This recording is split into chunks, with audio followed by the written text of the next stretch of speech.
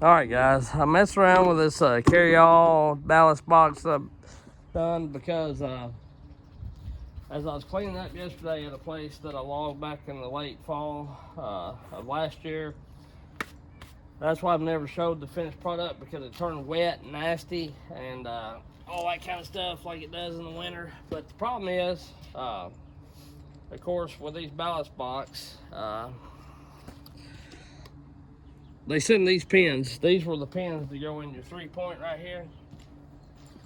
And the pins weren't just necessarily terribly bad. I'm gonna lift you up just a little bit.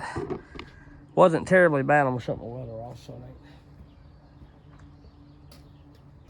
But the pins weren't necessarily bad. They bent a little bit, yes. But bending to me ain't no real big deal, as long as we can still get them on the arms, you know. But the problem was, I'm gonna keep these just in case you need them. The problem was the little pins that they send with it to hold it on that 3-point hitch are just like this. And of course, as you're going over, I don't know if you can see that or not. Yeah, just like this. And of course, that, you know, they were pinned like this, and as you're going and moving, which I take the slack out of it to where there's no movement, jarring movement in this, because I don't want to bend nothing. It's really heavy. But here's the deal, you know, as you're moving, or these arms tend to slide just a little bit in this deal, or as they're putting pressure against it, because I do have them tight, they give out after a couple, 2 or 3 hours of going over that rough terrain cleaning up. So there I was in the field with my ballast box hanging off, which I got it back on there and got it pinned well enough to get it back on, but I didn't quite get finished. I didn't like much being done, and you know, I was able to lumber back here, and what I done was got me some grade 5 bolts from TSC, 2 flat washers. All right, my phone went dead. So anyway, I put these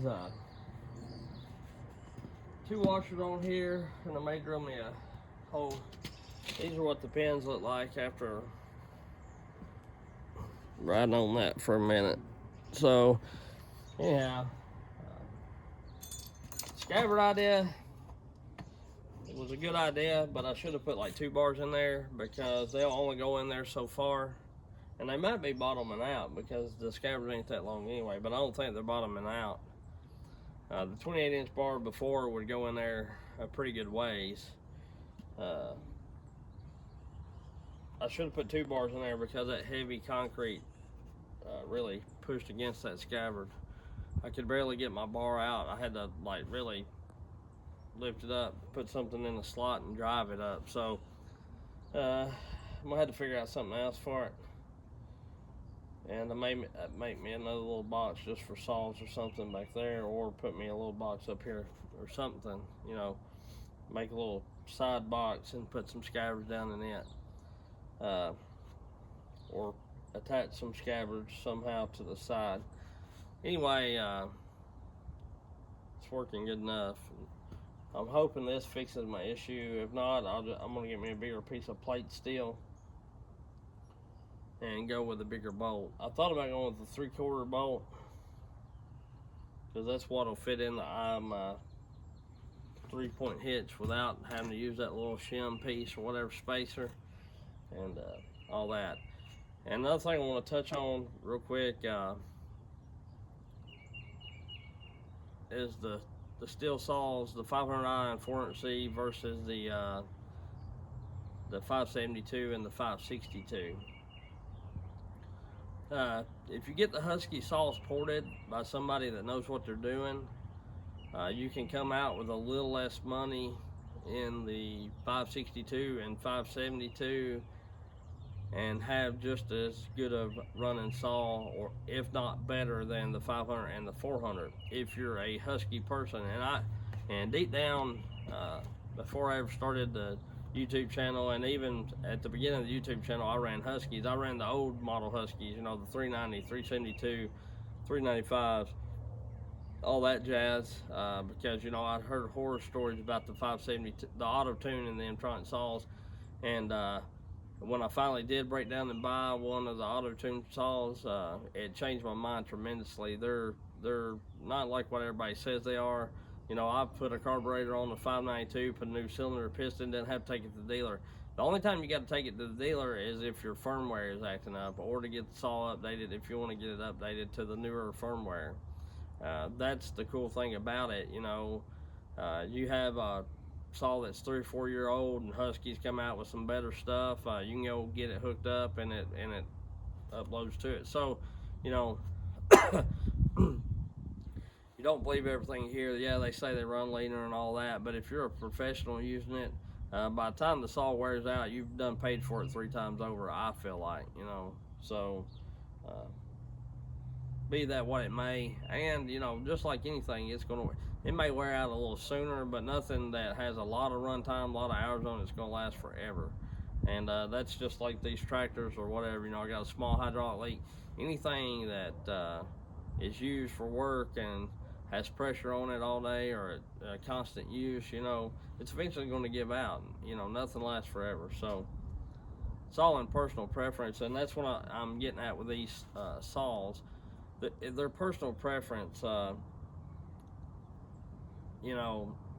At the end of the day, both saws are decent saws, or they still wouldn't be in business for this many years. And for two, I like the Stihl saws pretty good, and yeah, they run good. They're about the weight of the Huskies that I'm talking about, and right out of the factory, they run like a ported one. Well, the 572 runs better than the 500i ported, and the 562 runs better than the 400C ported, and they're a little less money. But what I'm getting at is, if you buy the 400C or the 500i, you pretty much get a factory hot rod that you don't have to pay to port, but you also are still going to have more money in it, because I've got the bark box, the filter on it, and with all that, probably and the full wraps. Husky full wraps are cheaper. They're like 40 or 50 bucks, and the Stihls are a couple $100. So the setups that I'm running, I've probably about got $1,350 or $1,400 in the or maybe $1,450 in the Husky 572. I've got about 1,000 or 1,100 in the 562 with the port work, and then the Stihl just running the bark box and the filter from the factory and the full wraps. I've probably got about 1,700, 1,750 in, and that's the 500i, and then of course the 400C. I probably got let's see, it's about 1,050 new, and then a couple, probably 1,300 bucks in it or so. So you still got a little more money in the Stihls. Which one's gonna last longer, I have no idea, because I've not been running Tronic or auto tune saws that long. So I do have dislikes and dislikes on both saws. I like that the Stihls are lightweight, and you can buy the bark boxes, and you can buy all the bolt-on parts that make the saw better. And I like the lightweightness of them. The anti-vibe has come a long way, and as far as the Husky goes, stock, they are heavy for the power to weight ratio from the Stihl, but I do like that they have a little better anti-vibe. They're a little smoother feeling, and I like that they're cheaper. Even if you get them ported to run better, they're still cheaper than the Stihl. I feel like they're a little better build quality. I like the pistol grip on a Husky better than I do a Stihl. I like that the Huskies don't seem like they hit the rev limiter or 4-stroke that bad. I cut with the 592 today. It seemed like it was doing it some, but the 572 and 572 don't seem like that. They don't bounce off the rev limiter. And the 500i and the 400C, they do. The only Stihl saw that I ran that didn't seem like that it bounced off the rev limiter or was four-stroking, not under load, was the 462. The 661 done it terribly bad, way worse than the 592 does, and I'm not crazy about that, because at the end of the day, I feel like the Husky gets better fuel mileage, or they hold more fuel one. I don't know which that it is, but it seems like I can cut a whole lot more on one tank in one of those Huskies than I can with the 460 or the 400 or the 500i, and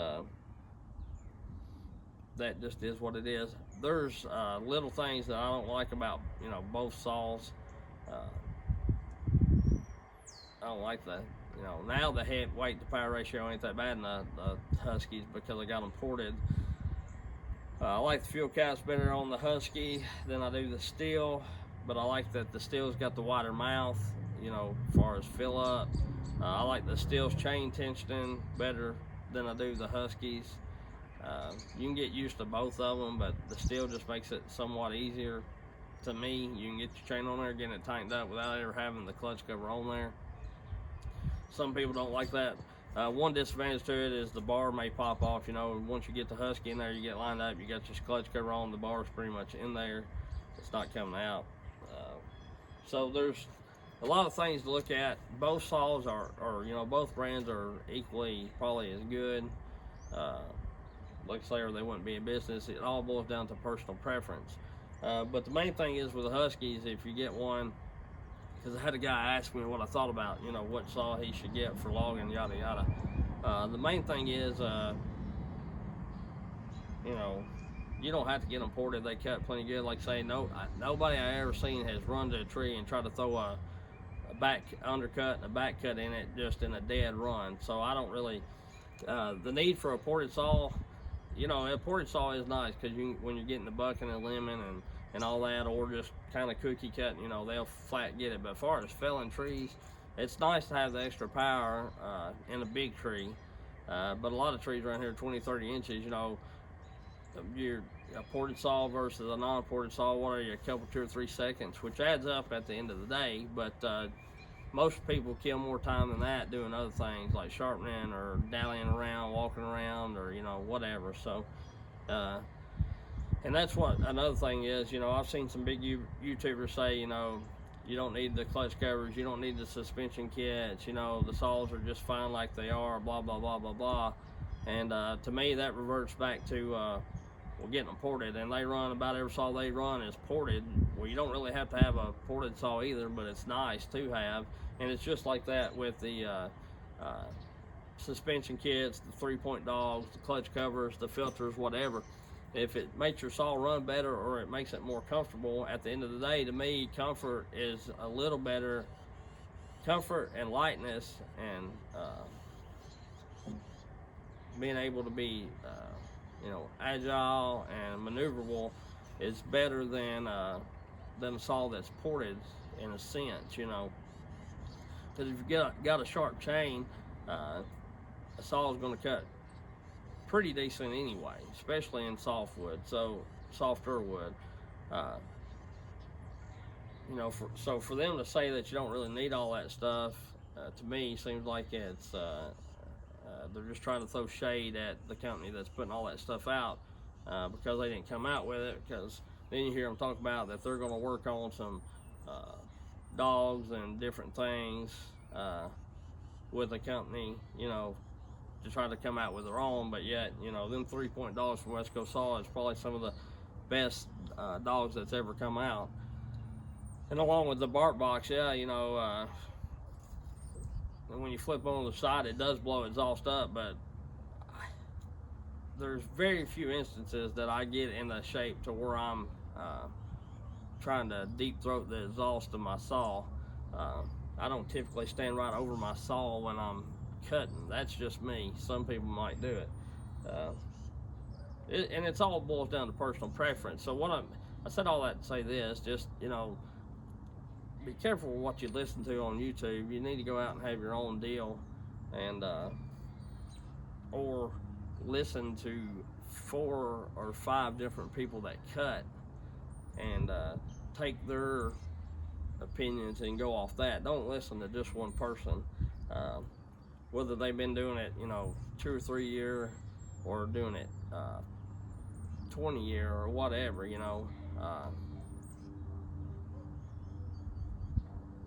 Doesn't mean that somebody been doing it 20 year is always right, and it doesn't mean that they're not more experienced than somebody doing it 2 or 3 year, but it don't mean they're always right. So anyhow, uh, everybody learns. I learn a lot off of YouTube, and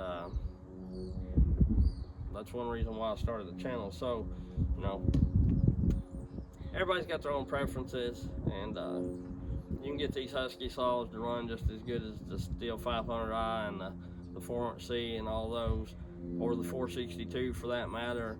You just got to have somebody that knows what they're doing and supporting them. And if you want clutch covers and bark boxes and all that kind of stuff, 3-point dogs or whatever, or if you want to leave it stock, that's fine too. But if you want to make, the 500i is really floppy from the factory. That's one thing I don't like about it.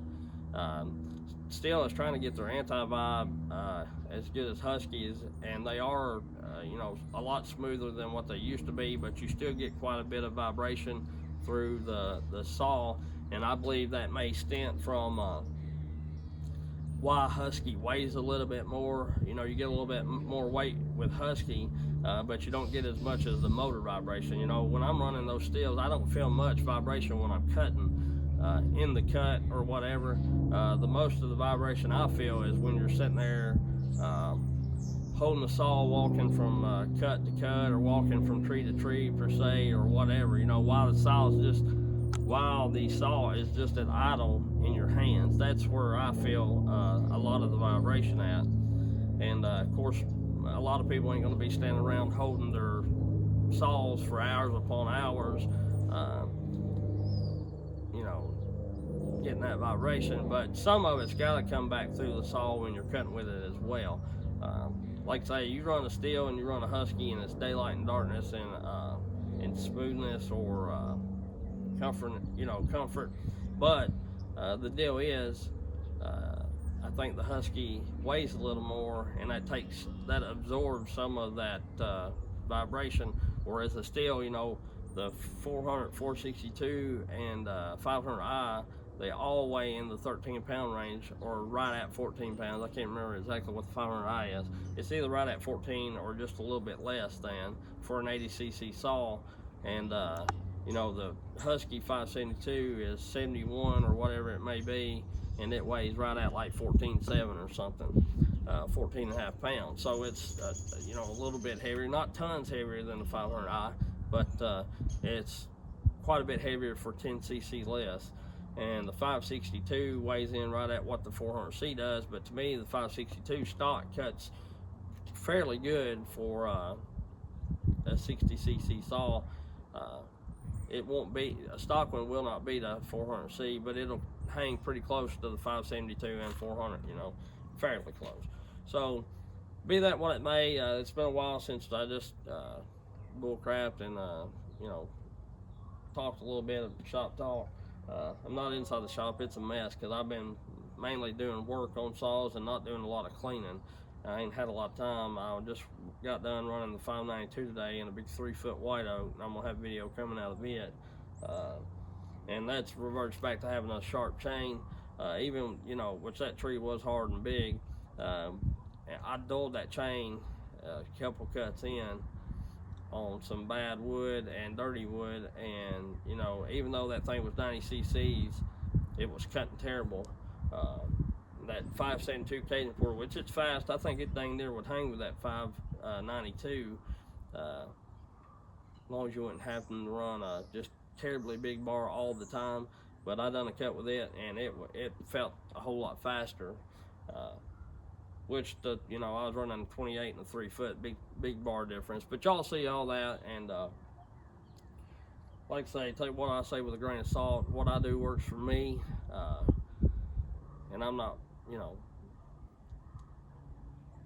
I've cut a lot of trees, and I've made quite a bit of money doing it, but by no means am I anybody to tell anybody what to get or what to run. And like I said in the past, as long as you're happy with your saws, it's you running it, so run what you want to. I don't, you know, like I say, I could have 1,000 people come up here and tell me that every saw I got's a piece of crap, but you know, I've ran them, I've made money with them, they've all pretty well paid for themselves. So you know, if one of them blew up tomorrow, I'd replace it or fix it and go back to making money. That just is what it is. So all that arguing crap over what's good and what's not, it's kind of silly, but it just it aggravates me some to you know,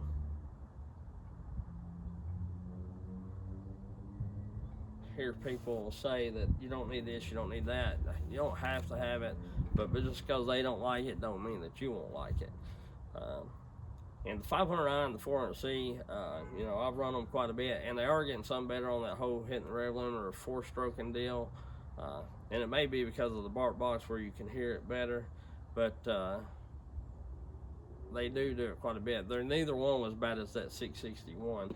And yes, I done the Mtronic reset several times on the 661 and on the other saws, just when the temperature changes and whatnot. So anyhow, that's about all I got. I'm done rambling, I guess. Just keep on liking, keep on watching, keep on subscribing. And yeah, I do. I've got all the names wrote out for the giveaway on a piece of paper, on several pieces of paper. It took more than one. And sometime here in the near future, we'll do a live drawing if I can get it figured out. I'll catch y'all on the next one. Y'all have a good one. Maybe tomorrow I'll show you the job that I cleaned up and all that kind of good stuff. And then we'll go out to the other job and clean up. Then I've got to load out some more logs, and we'll get on to the next job. So I've got several jobs lined up, quite a few trees to cut here and there. So we'll get after it. And hopefully before too long I can get a grapple for my tractor. So anyway, we'll catch you on the next one. Have a good one.